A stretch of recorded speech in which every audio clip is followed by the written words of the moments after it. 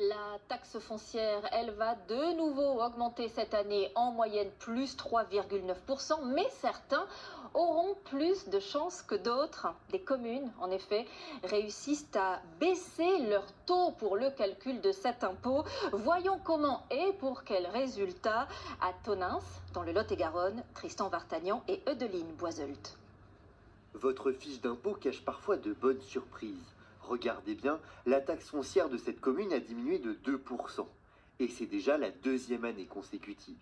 Déjà, c'est une bonne nouvelle pour moi et pour mon portefeuille. Toutes les petites mesures rajoutées les unes aux autres vont justement permettre d'augmenter notre pouvoir d'achat. Pourtant, la tendance est plutôt à l'augmentation des impôts locaux.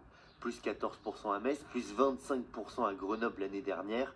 En cause, l'inflation et la suppression de la taxe d'habitation.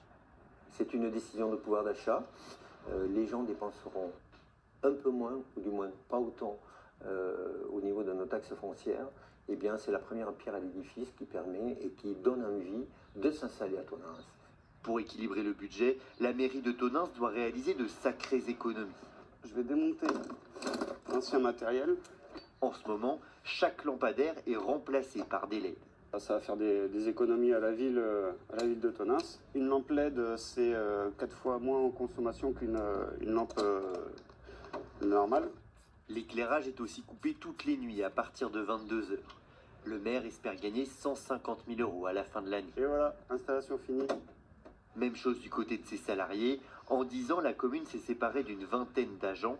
Aujourd'hui, ils sont tous polyvalents. C'est un critère qui est assez important dans le recrutement des agents. Avec de la polyvalence, j'arrive toujours à trouver un agent qui a la possibilité de faire la réparation ou l'action qu'il y a à faire sur le moment. Jordi est capable d'aller réparer une voiture, entretenir le robot de tonte au terrain de sport. Baisser ses impôts, une mesure difficile à adopter pour les mairies. La taxe foncière peut représenter jusqu'à la moitié de leurs recettes.